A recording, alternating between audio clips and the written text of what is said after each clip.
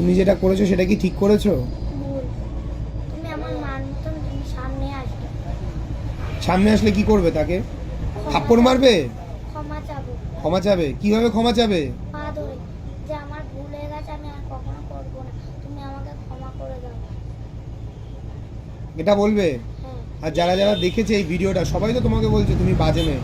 তুমি কি এরকম বাজে মেয়ে থাকবে না ভালো মেয়ে হবে? নাকি সবাইকে বলবে থাপ্পড় মারবো? ভালো মেয়ে হবে। হ্যাঁ, ভালো মেয়ে হবে। তুমি কথা দিচ্ছ তো? হ্যাঁ। ভালো মেয়ে হবে তো? হ্যাঁ, ভালো মেয়ে হবে। সত্যি? হ্যাঁ। প্রমিস? প্রমিস। ভালো মেয়ে হবে তো? হ্যাঁ। তোমার জন্য আর তোমার মায়ের মুখ নিচু হবে না তো? আর কোনোদিনও মাকে মারবে? না। মাকে ভালোবাসবে তো? হ্যাঁ।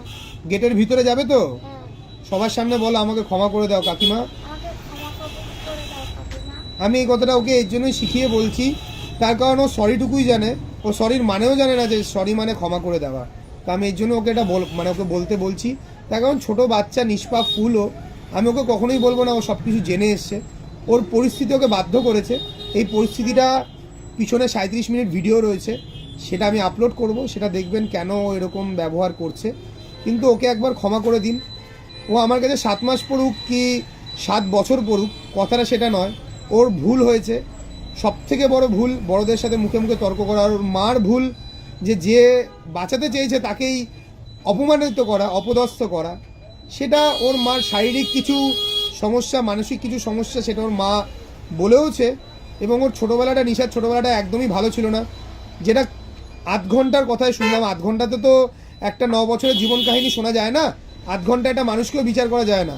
তো মানুষ এখন 1 মিনিটের রিল দেখে মানুষ যেটা বিচার করে নিচ্ছে, আমি মানুষজনকে বলবো প্লিজ একবার ওর ভবিষ্যৎটা ভাবুন।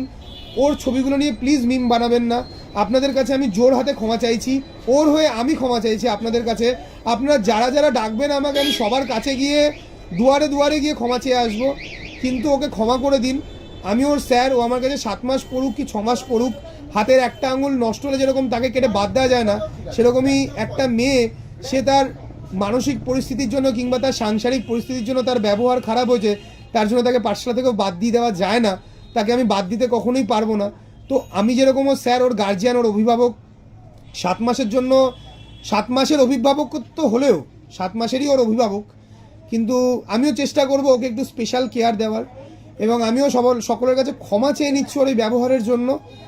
এবং আমি চেষ্টা করব ও যেন ব্যবহার ভালো করে, ও যেন একজন মানুষের মতো মানুষ হয়ে ওঠে, একটা ভালো মেয়ে হয়ে ওঠে। বিস্তারিত অন্য ভিডিওতে রয়েছে, পরে সেটা দেখাবো। ওর হয়ে আমি ক্ষমা চাইছি। তুমি আপাতত জোরহাত করে ক্ষমা চাও। কী করে ক্ষমা চাইতে হয় জানো? সেটাও জানো না। কি করে ক্ষমা চাইতে হয়? তোমার মা কিভাবে শেখাচ্ছে? সরি, আর করবো না। সরি না, বলো আমাকে ক্ষমা করে দাও। আমাকে ক্ষমা করে দাও, আর কখনো করবো না। তুমি তোমার জন্য অনুতপ্ত? তুমি বুঝতে পারছো তুমি যে ভুল কাজ করেছো? হ্যাঁ। আর কোনোদিন করবে না তো? করবে আর কোনোদিন? আর করবো না। মনে থাকবে? হ্যাঁ। আর তোমার মাকে আমি বারবার বললাম 3টে কাজ, ওকে কাউন্সিলিং করাবে, সেই রিপোর্ট আমাকে এনে দেবে। ঠিক আছে, যাও।